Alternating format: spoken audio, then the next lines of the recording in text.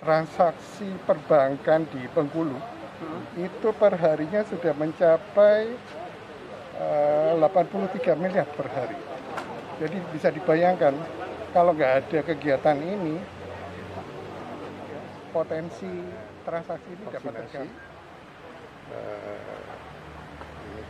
Bank Indonesia berkolaborasi dan bersinergi dengan OJK, BNPB, Badan Musyawarah Perbankan Daerah, dan Forum Komunikasi Industri Jasa Keuangan atau FKIJK. Jadi alhamdulillah ini sampai hari ketiga berjalan lancar. Dan kedepannya kita harapkan dari kegiatan ini, jadi kita bisa mempercepat herding immunity, sehingga nanti diharapkan dengan terbentuknya herding immunity, masa pemulihan perekonomian nasional ini dapat direalisasikan dengan lebih cepat. Ada berapa jumlah nih Pak yang positif?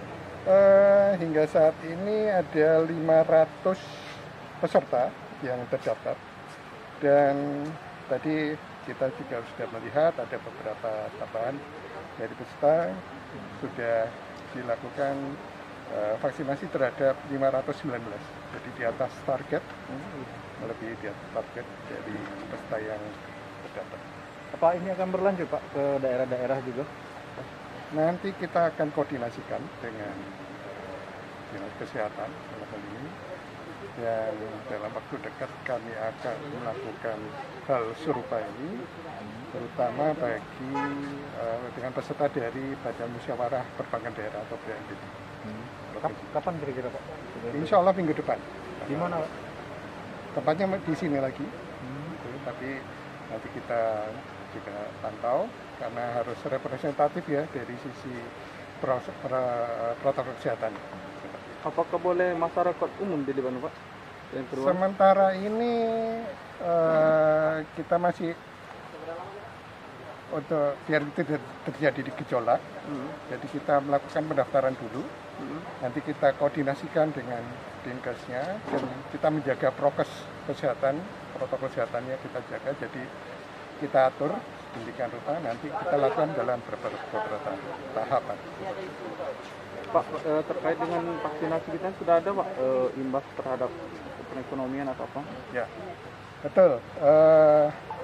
Dari vaksinasi ini nanti kita harapkan nantinya mungkin sudah kita tahu bersama, pemerintah saat ini sedang membentuk herding immunity.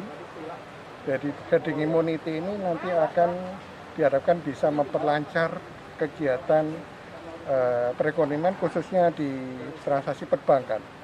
Karena seperti yang kita tahu dari pegawai dari sektor jasa perbankan maupun sektor keuangan ini merupakan ujung tombak dalam perekonomian, karena dalam mereka juga melakukan proses penghimpunan dana, penyaluran pembiayaan yang sama-sama dibutuhkan di dunia usaha seperti itu. Dan juga transaksi perbankan di Bengkulu itu per harinya sudah mencapai 83 miliar per hari. Jadi bisa dibayangkan kalau nggak ada kegiatan ini, potensi transaksi ini dapat terganggu perekonomian. Jadi kita membentuk pegawai dan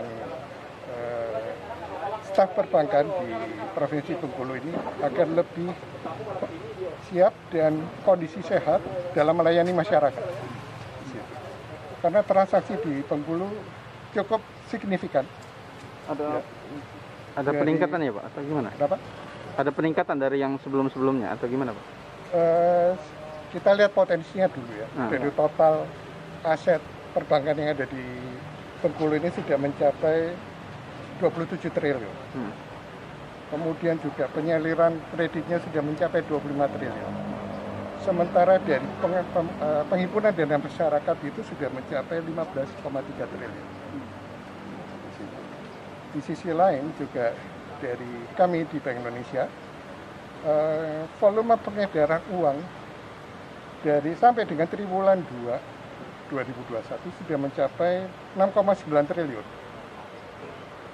Sementara untuk transaksi non-tunai seperti transaksi Sistem Clearing Nasional Bank Indonesia atau SKNBI itu sudah mencapai 94,95 miliar.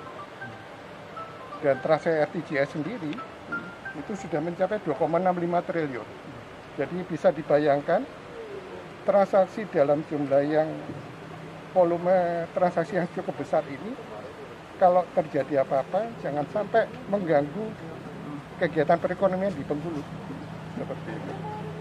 Apalagi kita melihat, kita sudah melakukan survei, jadi rata-rata tingkat kunjungan nasabah di bank itu sudah mencapai 225 orang per hari. Nah, kalau yang melayani sudah sehat kondisinya, diharapkan dapat bisa melayani pengunjung di perbankan itu lebih tinggi lah, seperti itu. Nggak mungkin kan kalau pamannya yang datang tiba-tiba dari pelayannya sendiri saya WFH atau ini pelayanan jadi berkurang di situ kualitas pelayanannya. Jadi kita harapkan dengan kondisi kesehatan yang stabil dari staf pelaku perbankan ini dapat melayani masyarakat yang baik, terutama di jasa layanan perbankan. Ini Pak Sutu, Pak, setelah kita melakukan peninjauan ini, apakah kemudian kita akan cepat langsung melakukan evaluasi Pak untuk perbaikan? Tentu kami lakukan evaluasi karena nanti kita juga mendukung dari Dinas Kesehatan. Jumlah ini akan kami laporkan ke Dinas Kesehatan. Jadi ini sebenarnya bisa memberikan kontribusi pencapaian herd immunity sampai berapa. Gitu.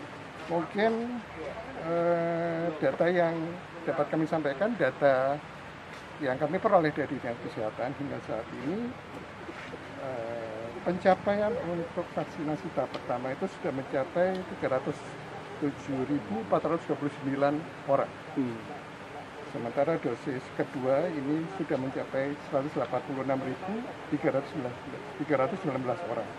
Dari target vaksinasi total seluruhnya di Provinsi Bengkulu mencapai 1.553.792. Ini yang akan kita intensifkan sehingga pencapaian target vaksinasi ini dapat membantu pemerintah Provinsi Bengkulu ini untuk membentuk herd immunity.